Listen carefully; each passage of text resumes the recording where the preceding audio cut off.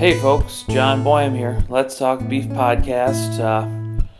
Coming at you in some interesting times, somewhat sad times, somewhat difficult times, and I know it's tough out there, and it doesn't seem like there's much light at the end of the tunnel, but there is. It'll be there.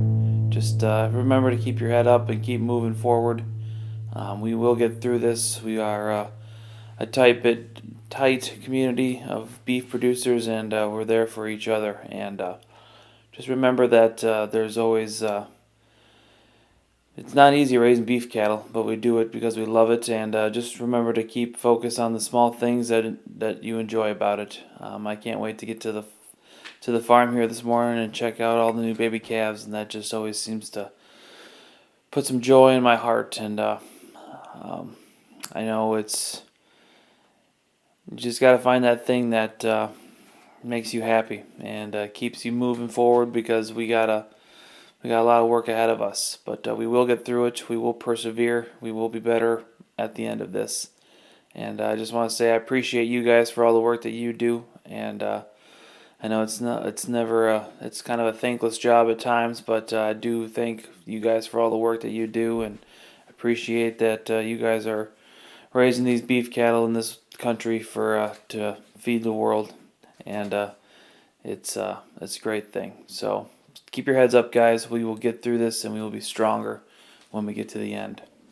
So for a little entertainment now, I got this podcast here ready to go for you guys, and this week I recorded this podcast back in September, and it's Dr. Wade Shafer of the American Simmental Association. Sat down with him one morning while we were there in Bozeman, and had a good conversation. Learned about his growing up in Minnesota, then on to North Dakota for school, and then grad school in Colorado State, and ended up going to work at the Simmental Association. It was supposed to be just a few months kind of a deal, turned into, I think he said he's been there for 14 years or something, maybe even more. I can't remember off the top of my head, but he's been there for quite a while, and so much so that he's now the executive director of the Simmental Association, and just talks about how they've progressed the breed and what they're trying to do and help beef producers promote their cattle, and both commercially and seed stock business. So a lot of good information here with Wade. Wade was a great guy. I had a lot of fun hanging out with him. So do enjoy, guys. I really do appreciate it that you're listening, and have a good day, guys. Just keep moving forward. Thanks. Bye. So here today I am in Bozeman, Montana at the American Simmental Association, sitting down with the executive director, Wade Shafer. So I'm going to let Wade just do a little introduction for himself, and then we'll start talking. Yes, thank you, John. I guess to introduce myself, I'll start way back. I started in the same state, or grew up in the same state you did, Minnesota. I was on the other end of it, the northern end. Place called Detroit Lakes. We had a small seed stock operation in Detroit Lakes, and sold a few bulls when I was young. And my parents had other occupations, and I went off to school at NDSU, which is not too far away from my home, just 50 miles to the west. And then I went off to Colorado State, went a little further, and I came back and started, ramped up the cattle operation, the seed stock operation. I think our peak year we sold close to 200 bulls. Oh, wow. We had a sale in Sisseton, South Dakota, and then we'd sell a number of bulls private treaty. And then following that, I came to Bozeman. Jerry Lipsy had given me a call and encouraged me to come out to Bozeman to work for the Simmental Association. I guess, to be candid, I thought it would be a short-term gig. I'd be here maybe 6 months and get some skiing in. And anyway, it's evolved into a 16-year commitment now. I've been here 16 years in December. So that's kind of my story. Yeah.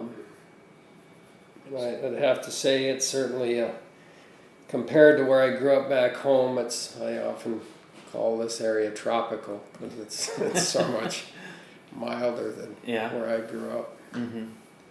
So was it Simmental cattle you guys were raising? We did have Simmental. We also had Angus and Charolais, and we started towards the end of my tenure there. We were breeding some Sim Angus, Okay. selling some Sim Angus bulls. It wasn't nearly as popular back then. Yeah. Simmental hadn't kind of turned the corner as far as commercial acceptability, but Mm-hmm. I think we produced some pretty viable hybrids. However, at that time, like I said, they weren't nearly as marketable as Yeah. they are nowadays.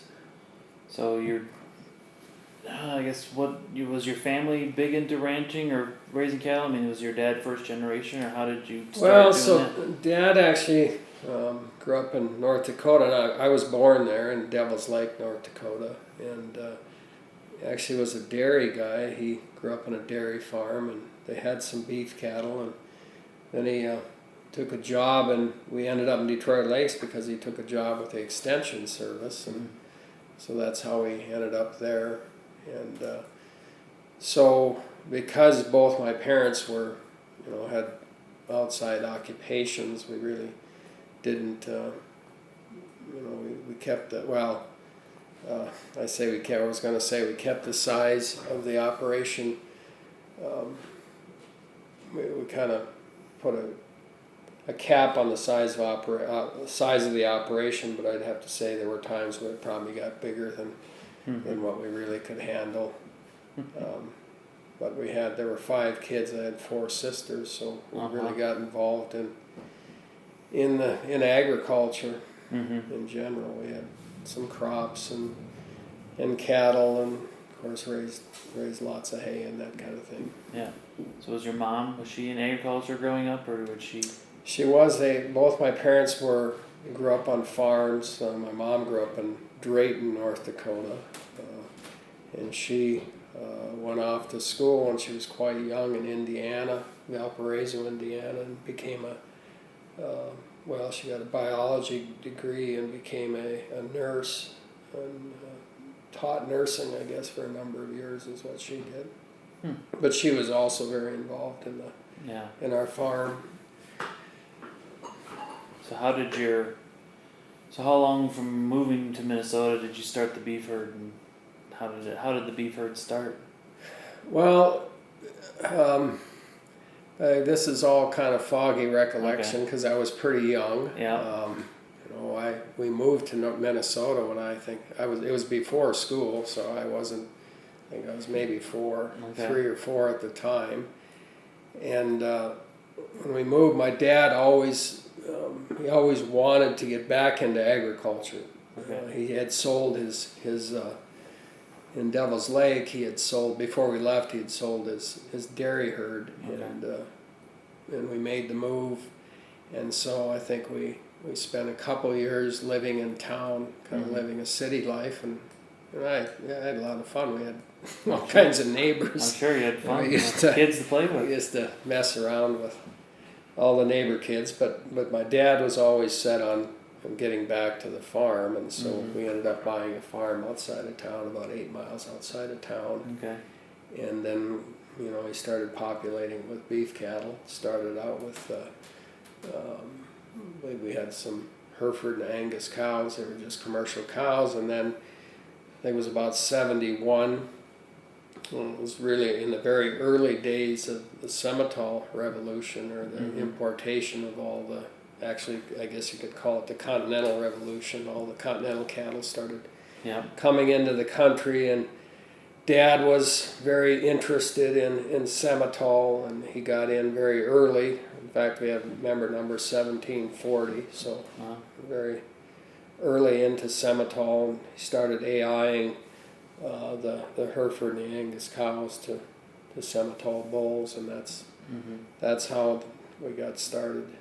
So were you always around the beef cattle? How did you get into them? Yeah, were you always intrigued by them? I was. I really I missed my buddies messing around when I used to, like I said, I lived in town. We used to have a lot of fun.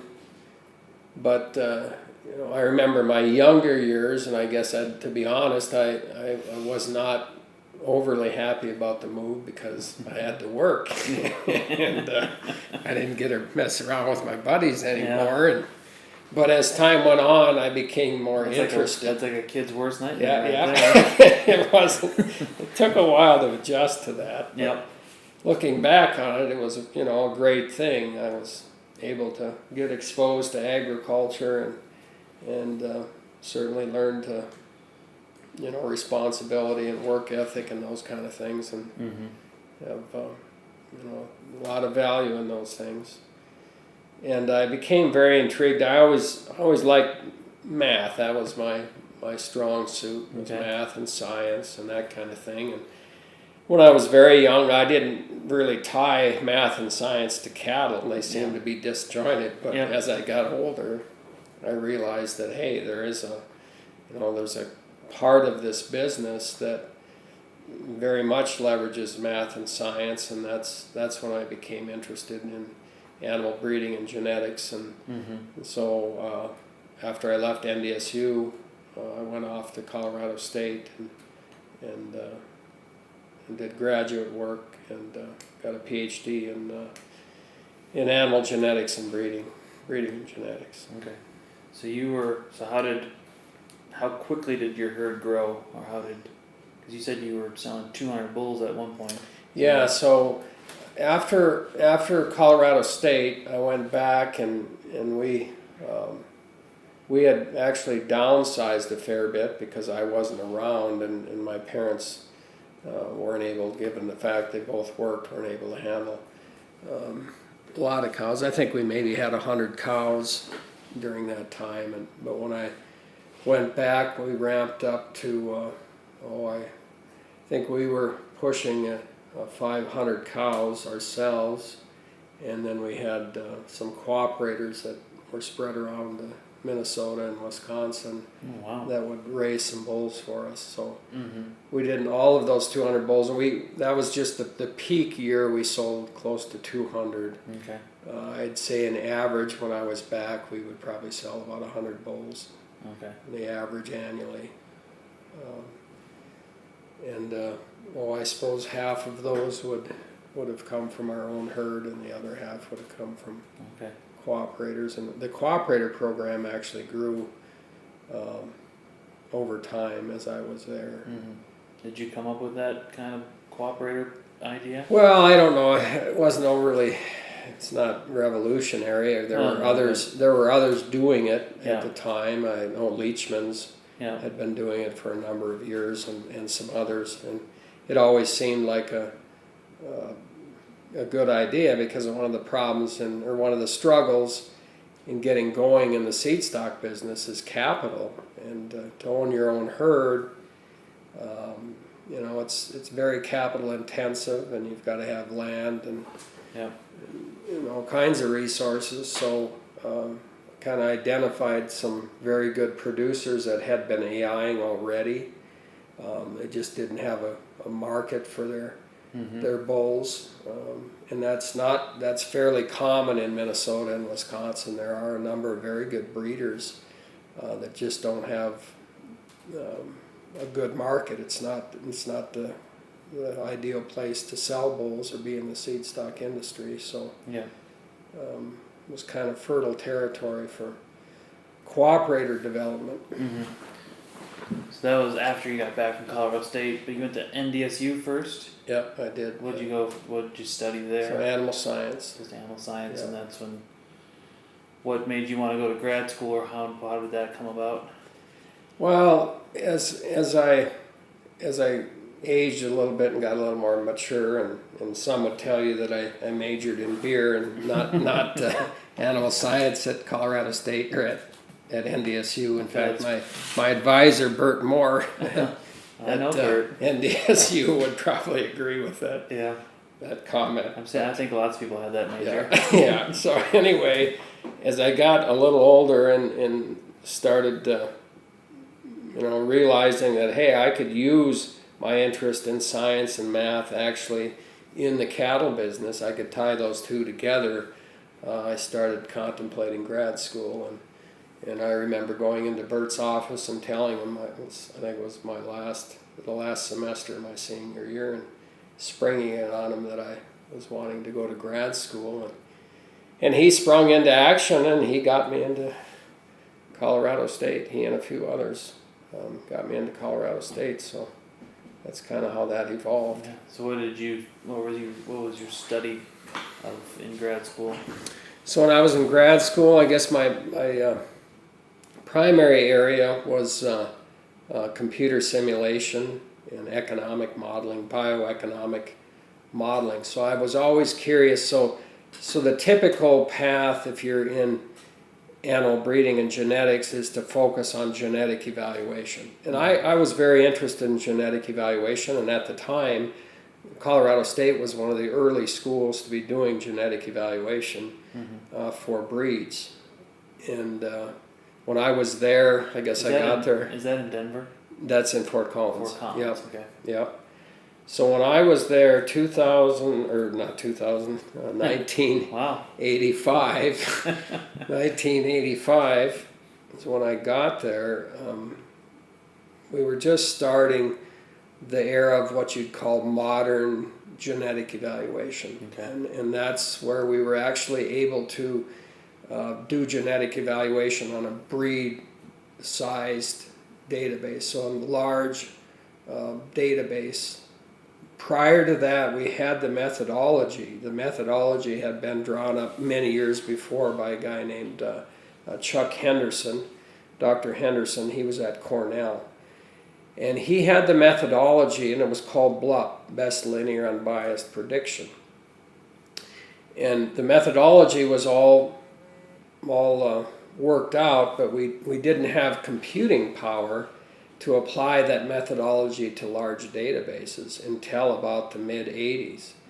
And so in the mid-'80s, when I first got to grad school, there were a few universities that had large computers. We had a supercomputer. It was called the Cyber 205 is what it was, and it was made by Cray Computer, and at the time it was one of the biggest computers in the world. And that computer was what we started doing genetic evaluation on at Colorado State. And it took a computer like that at the time to run genetic evaluation. And now we can do genetic evaluations on a laptop, although ours now, and we'll probably get to that a little later, the genetic evaluation we have is very large. It's the largest in the world, actually, IGS. There probably aren't laptops we could pull it off on, but there certainly are. We have a number of servers down in the basement that we run the evaluation on now. But so it was when I got to Colorado State, it was very early in the evolution of genetic evaluation. And like I said, I was interested in that, but I always was very interested in tying genetics to dollars, tying genetics to economics. Okay. And that's where the bioeconomic simulation came in. Because it's one thing to know an animal's genetic level for a trait. And, we've been doing that pretty well for quite a while. But in order to make the best selection decisions, you have to know what each trait, the value of each trait, and what kind of impact a change in that trait has on the overall value to the operation, and that's economics. And so I've always said that, so we have selection indexes now, and they allow us to sort through cattle based on their economic value. Yeah. And it's genetic accounting is what it is. And that's always been what has intrigued me most. And my advisor when I was at Colorado State was a guy named Rick Borden. And he was always very interested in that end of the business too. And at the time, it was an area that really wasn't well defined or well studied. It had been more studied in the pig and the poultry industry had been more more willing to adapt to technology. It had actually been around for many years prior to that, but in the beef industry, there just never was much penetration. That kind of technology just didn't get integrated, and now, many decades later, assigning economic value to animals is very front and center when it comes to breeding cattle. So how long were you at Colorado State? Oh, I suppose it was 6 years. 6 years. Yeah. Wow. So when did you? So that puts you back to the farm at what point? Would have been 1991, I guess, is when I went back to the farm. Yeah. So how long were you on the farm, increasing the herd and doing? That would have been doing your ranching. 13 years. 13. I was there. 91, and I think we had our last bull sale in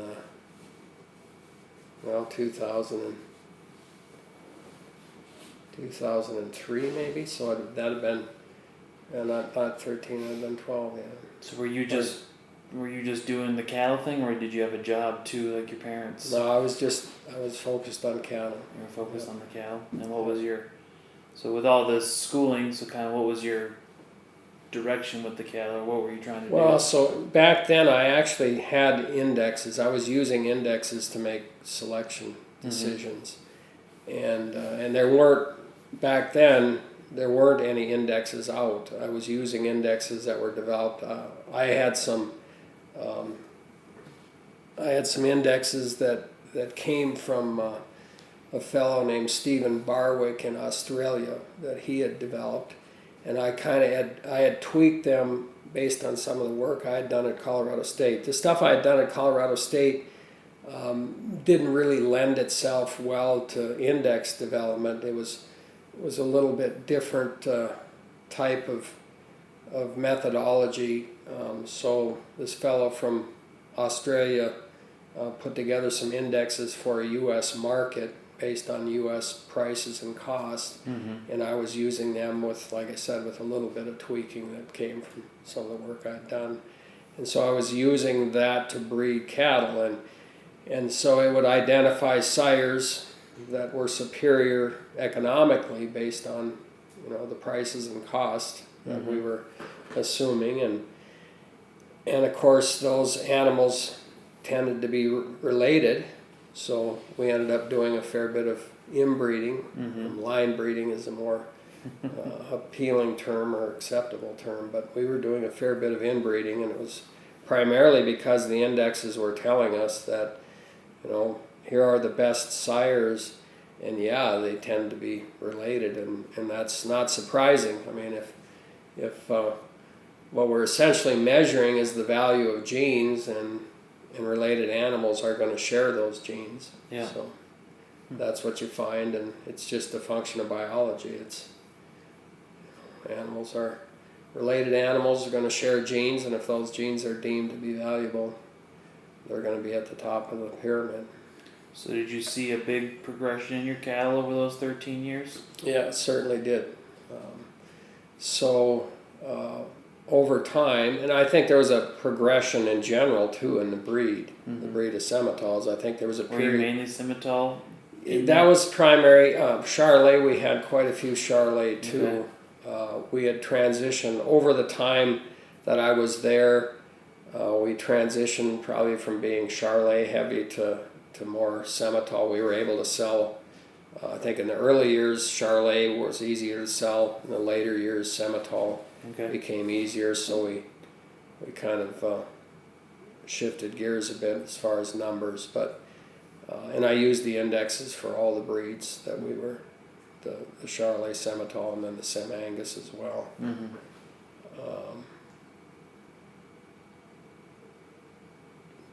The progression throughout the years was significant, or getting back to that, so I'm just thinking about the early years. We still had issues with calving difficulty, and that was in both Charolais and Simmental. That was an issue. But as we applied the indexes, we were able essentially crank the calving difficulty down to almost zero. Certainly zero in cows, other than a mispresentation or something like that. Mm-hmm.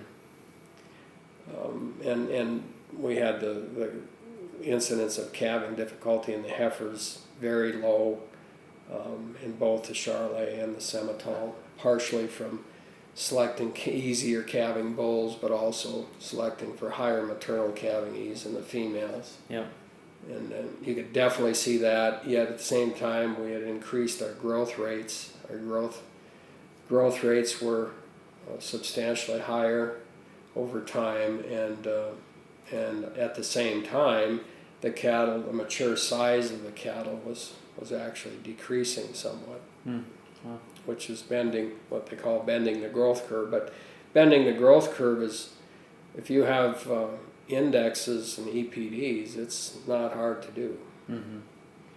So towards the end of the 13 years you were there, what changed to make you get out of that? Well, my love always was the breeding of the cattle, the strategizing in the breeding of the cattle, and then I actually quite liked the animal husbandry part. I liked, working with the cattle, vaccinating the cattle, doing all the things you do with cattle. But as we got larger and larger and we're selling more and more bulls, more and more of my time was tied up marketing. Mm-hmm. And that was not my forte. I wasn't. It certainly wasn't something that I overly enjoyed. Mm-hmm. So, and I realized to be successful and to sell a large number of bulls, marketing had to be the highest priority. Yeah. And so, at that point, I decided that it was time to maybe look for something different, and so that's when we decided, or I decided, I guess, to disperse the cow herd, and we did that in 2 sales. We had a Charolais sale, I think it was about 1999, and then I think our Simmental sale would have been 2001. Okay. Did you have a plan once the cows were gone, or? Well, actually, yeah, it's funny you mentioned that. I had always been business. I always was very interested in business and financial planning, things like that. So that was my game plan, was to actually get into some type of business that probably was going to be focused on financial planning. And I was living in Minneapolis at the time when Jerry called me. Jerry Lipsey, my old boss, called me. I was actually living in Minneapolis and just kind of starting to put my roots down towards some business venture, talking to people and getting things lined up when he called. And like I said, I thought it was going to be a short-term thing. I thought I'd go out to Bozeman and while I was out there, probably even continue to firm up my plan to get into some type of a financial planning business. And then I came out here, and I loved Bozeman. I loved the Simmental Association. I loved what I was doing. And in fact, like I said, I came out here the thought was I was going to ski a bunch, and I ended up, I think I only skied twice that whole winter. Yeah. You said Jerry was your former boss? Yep, Jerry's retired. So how did you meet Jerry before to have him? Well, so over the years, just at various events, I'd go to BIF, Beef Improvement Federation convention, and I'd see Jerry there. We got to where we would call back and forth some while I had cattle. I was in the cattle business, that kind of thing. It was. I didn't know him that well, but I did know him enough to where, I really appreciated what he was doing and what the Simmental Association was doing. And I had I had the advantage of being able to look across the fence at a number of other breeds, because we had other breeds, and I was always very impressed with what Simmental was doing. So that's probably why I was willing to give it a try. And initially, it was just a 6-month trial period. It was, So what were you doing for those? So what were you supposed to do for those 6 months? well, so my role was we wanted to build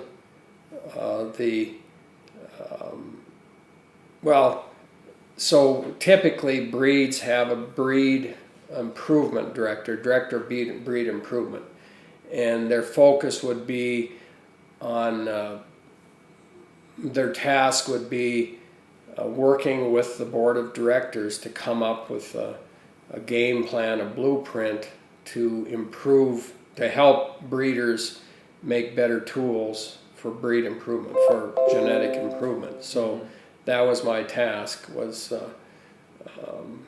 to come in and work on developing tools to improve our members' cattle. And so very early on, I think probably the first thing I was focused on was economic indexes. I had always felt that that was an area we needed to really devote some resources, and so we, I think it was probably within a year after I was here, we came out with a couple of economic indexes that we still have today, the all-purpose index and the terminal index. And they were some of the first indexes that were introduced into the beef cattle business. But like I say, in the dairy business and the pig business and the chicken business, indexes were commonplace, decades before.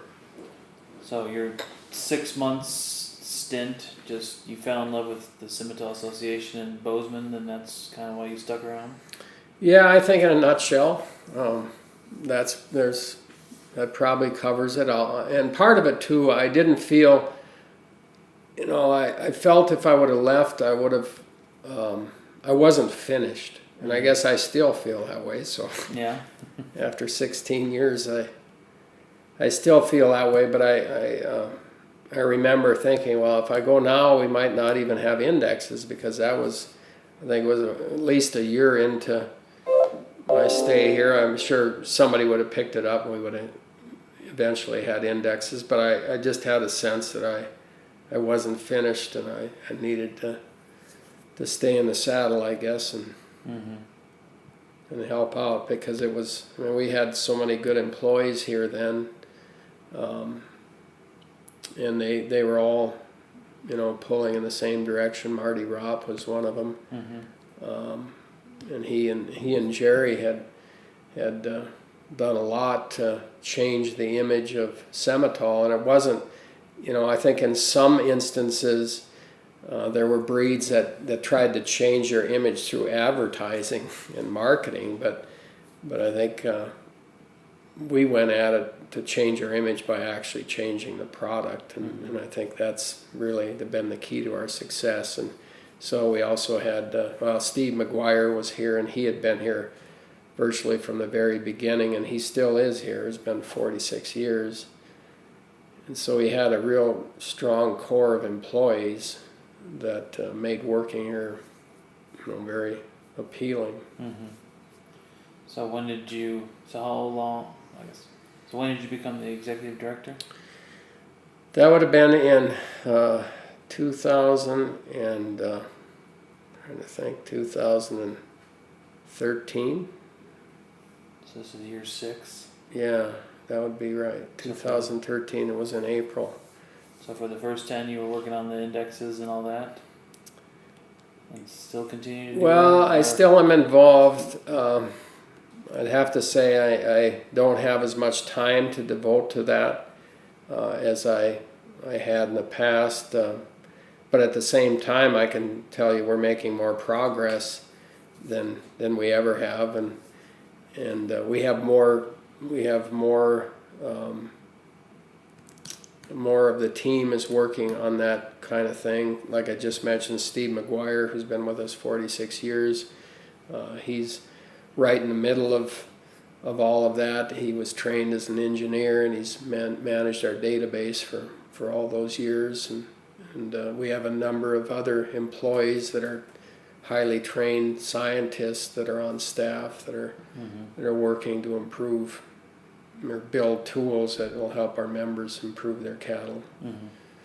So I guess we're moving faster than ever, but I'm not as nearly as involved in it as I used to be. I'm involved maybe in a different capacity, I guess. I'm not boots on the ground in it, and I do definitely miss that. So what's your day? So you just doing the day-to-day operations? Is that your main focus? Or what's I've obviously had to take on more administrative roles. Yeah. Although we have employees that carry, the lion's share of that kind of thing. She's not here today, but Linda Kessler is, the hub of this office. She manages the office, and that allows me and others to devote more of our time to other things. I'm still very involved in what we would call genetic improvement, but it's, like I said, it's a little different. We call it International Genetic Solutions, and it's not a separate business, or it's not a subsidiary of the ASA. It's really, I'd say it's a concept of collaboration between breed associations to improve the seed stock in the U.S. and now actually globally. We've got a number of organizations in Canada, breed associations in Canada, and we've added and are in the process of maybe adding more in Australia. And they're just organizations that want to improve beef cattle seed stock and willing to work together. So when I say work together, we have almost 18.5 million animals in the database now in our genetic evaluation, and that's because we're collaborating with all of these different breed associations. And it makes it the largest database in the world when it comes to beef cattle for genetic evaluation. And that has a lot of predictive power, because one of the things, if you're in the cattle business or if you're in the seed stock business, one of the major goals is to improve your predictive ability. And the more animals you have, the better your prediction will be, the more information you have. And it's just like I always make the analogy that the genetic evaluation itself, the software and the methodologies like the engine, and the data that we run through is the gas. And we have a lot of gas.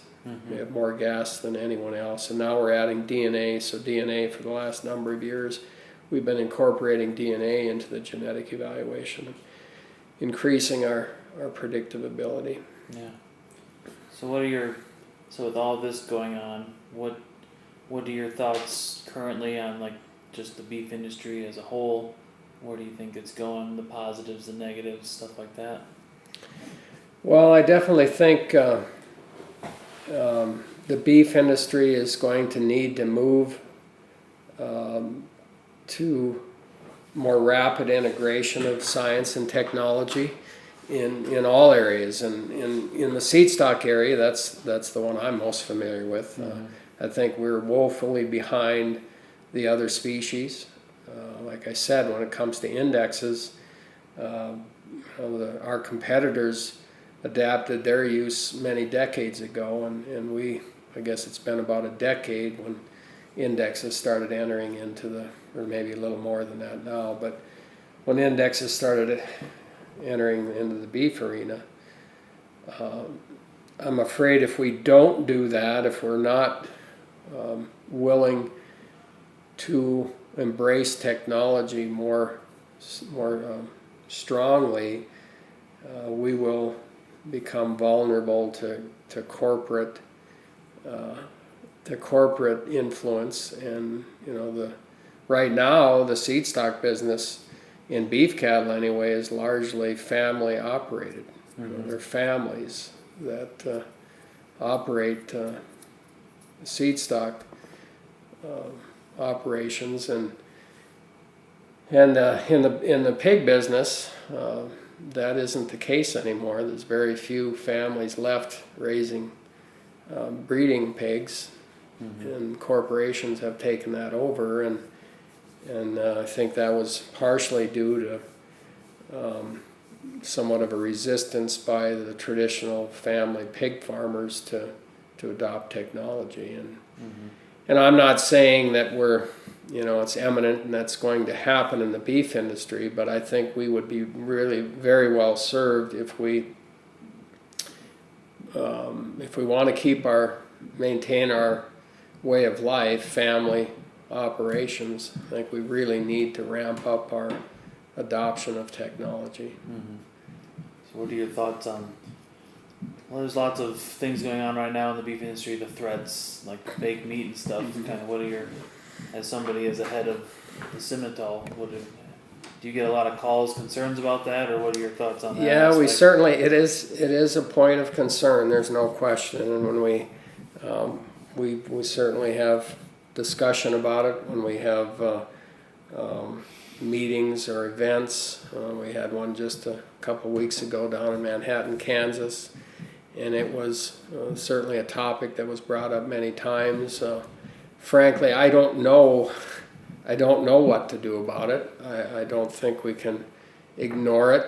I think we need to face those kind of things straight on, and fortunately we have organizations. I mean, our organization isn't built or geared to address those kind of things, but in the beef industry we do have organizations that are supported by our industry that are geared to manage those kind of things. And I guess I hope they can do what needs to be done to address things, and I guess we just have to accept the fact that there's change as time goes on.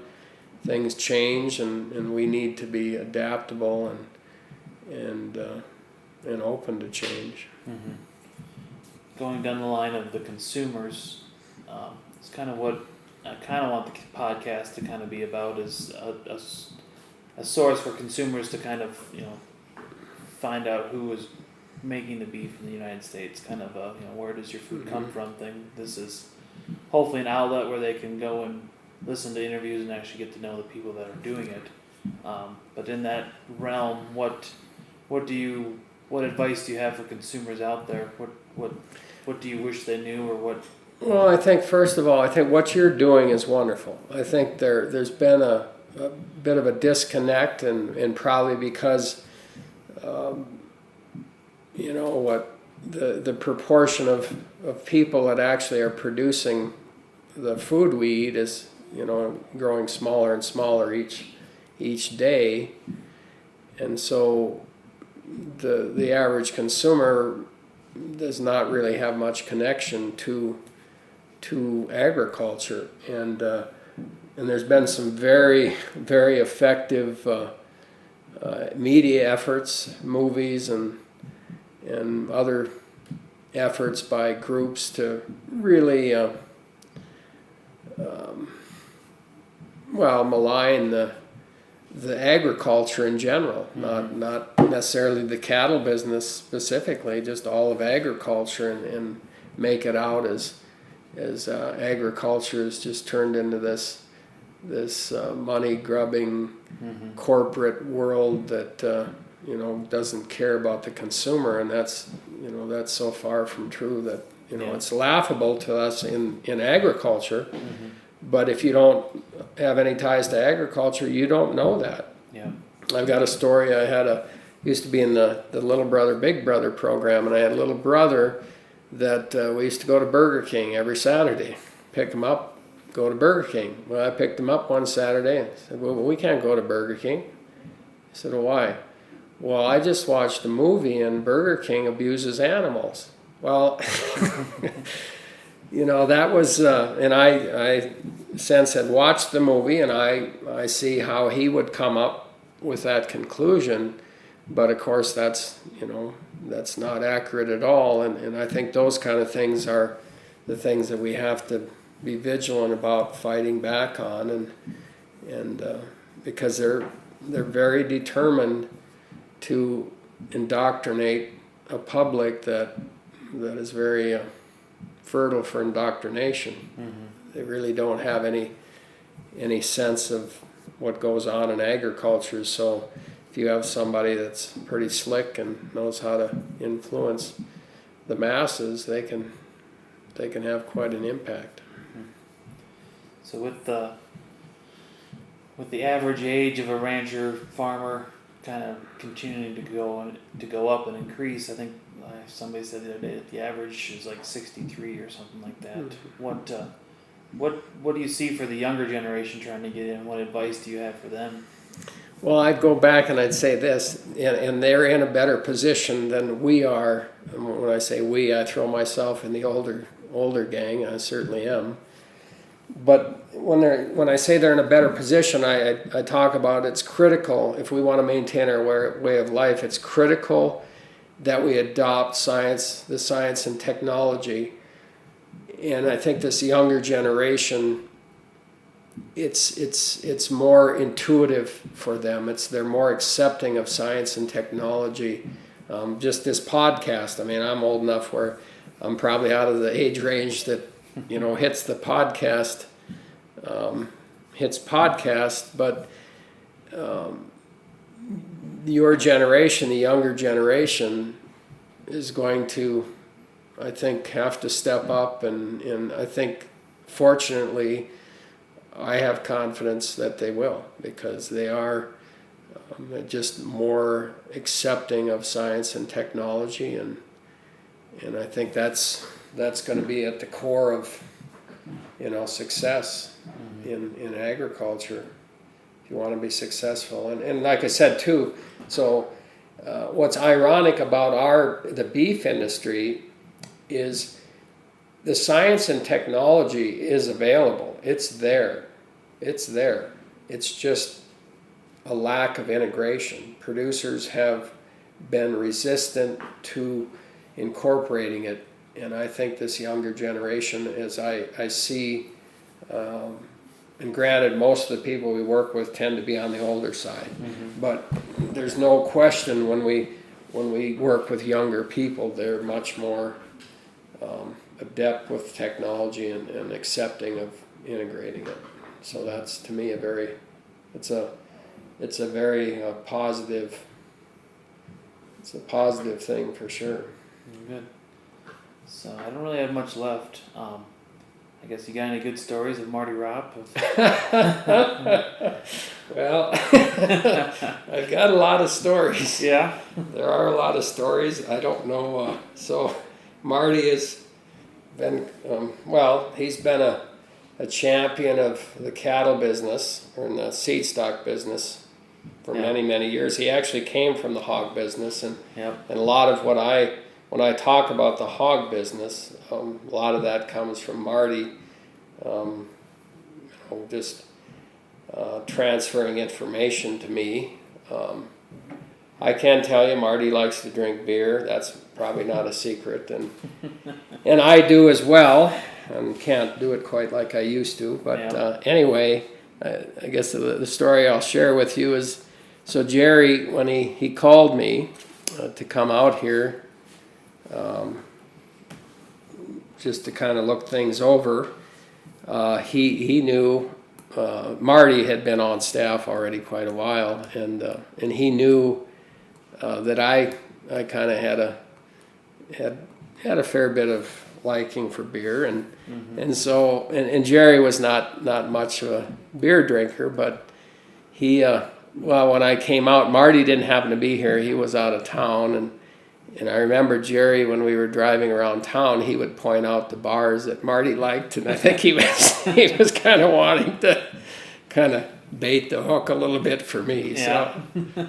So anyway, when I came to town, Marty and I got a chance to try out a lot of those bars. So anyway, both of us have slowed down, I think. But yeah, Marty's been quite a champion, like I said, for the Simmental industry, or the Simmental breed and the industry in general. He's very good about not narrowing down. I think that's one of the shortcomings I've seen in breed associations is we've spent too much of our resources, time, and effort on promoting our breeds at the cost of sometimes furthering our cause in the beef industry.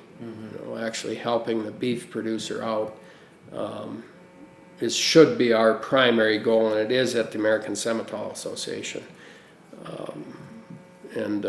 I think sometimes, and I'm not saying that over the years, from time to time, we haven't been too fixated on our breed at the cost of actually moving the commercial producer ahead. But I think we are, I know we are very committed to helping the commercial producer, and breed promotion and advancement is actually second to that. Yeah. Well, I think that's a good way to end the podcast. I know you got a phone call or something coming up here pretty quick, so but I just want to say thank you very much for allowing me to swing by this morning, show me around the headquarters here a little bit, and took an hour out of your day this morning to sit down and talk with one of these young podcast guys, I guess. So, but I really appreciate it, Wade. I do very much. Thank you. Thank you, John. Take care. Yep. Bye. And there you have it, guys. That was Dr. Wade Shafer, American Simmental Association. Once again, just thank you so much for taking the time out of your day to listen to the podcast. And if you get a chance, please go rate the podcast in iTunes or whatever system you use to listen to podcasts, and like and share on Facebook. I really do appreciate it. It helps spread the word and get more people listening. So have a good day, guys. Thanks. Bye.